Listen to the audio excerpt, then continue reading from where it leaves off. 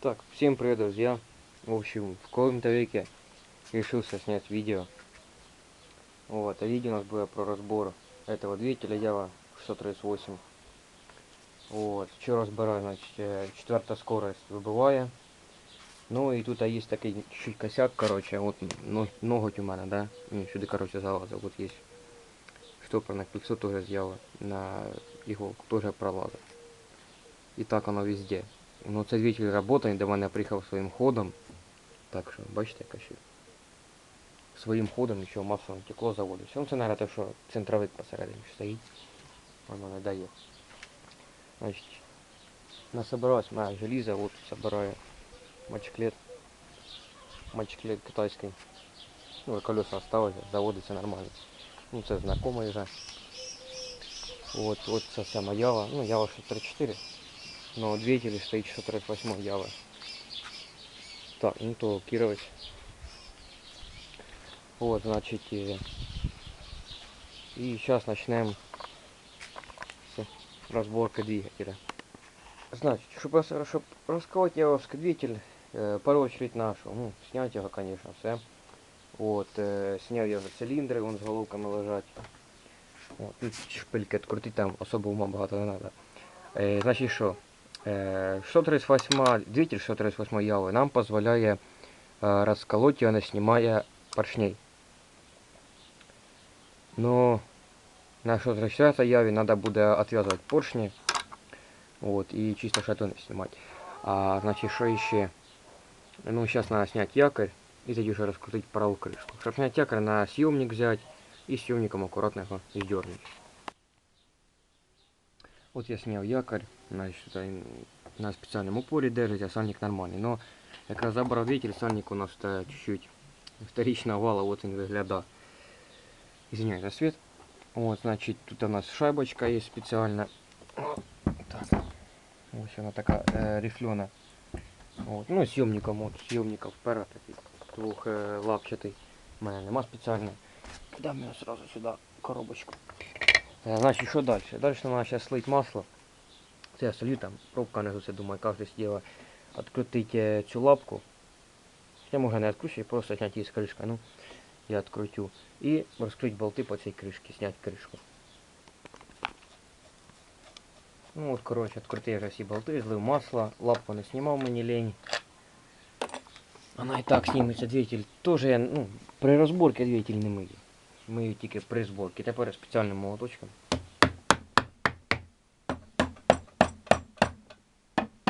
Хоп, вона так йшла. І беремо прямо місці з лапкою.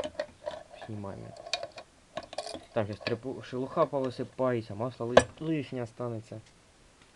Вот у нас вал переключателя, ну крышка новая, масло тоже я сливав чисто. Щось тут терлось всередині у нас. О, терлось хорошо, корзина откручивалась, видно колись. Здесь у меня все свет, конечно, так. Сразу сюда. До ящичка поближе. Болты все тоже в крышку. Так. Сейчас. Сейчас я солью остатки масла, чтобы не так пружиночку сюда. Остатки масла сейчас и посливаешь, у меня на столе не були на сумке. Цепочек.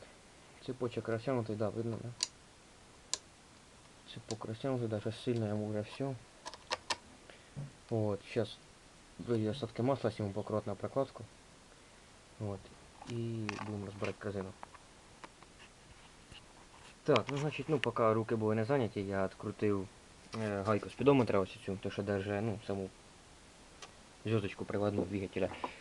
Значить, що, зараз розбираємо корзину. Вони бувають зажаті, або сильно, а бувають просто попущені. Ну, я вставляю ручку з молотка в цепок, все одно може хана. І так розкручуємо кожну по очереді. Тут болт на 6. І де у нас під ним пружинка. Шайбочка, пружинка. Сейчас все раз. Шайба и пружина. Значит, снимаем. И вот так остальные. Вот я крышку снял. Значит, сейчас раскручиваю. Достал шток сцепления. Ось він з грибочком наші достав його. От, зараз відкручуємо корзину сцеплення, ну зараз на дві руки, щоб зажати її і відкрутити. Так, ну розкрутив я корзину сцеплення, там ось гайка, обична різьба. Вот. І значить що?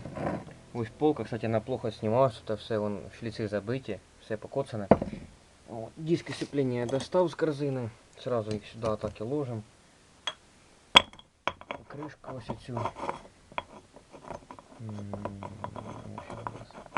Ну, там надо совпасти. І болтики з гайками все туди ложим. І значить що? Щоб нам зняти цю зв'язочку, нам надо съемник. Щоб її зацепити, нам надо як зняти корзину. Ну, просто у мене съемник такий двуногий, ну, спеціального немає. От, а як зняти корзину, ти ж її не знімеш без, щоб зняти корзину, а зняти оцю зв'язочку теж. Як я це делаю? Я беру плоскогубці для штопорних колес з тоненькими гусиками і витягую ось цю втулку. Там втулка, її видно. От, підцепляємо, витягуємо втулку і там у нас легко зніметься корзина сцеплення. Сейчас я сниму корзину сцепления и покажу, как снять ось цю звездочку. Так, в общем, получилось мне съемником зажать моим. Ну, завтра возьму свой съемник специально сюда и сниму. Значит, что, разобрал корзину, то так и люфт на валу.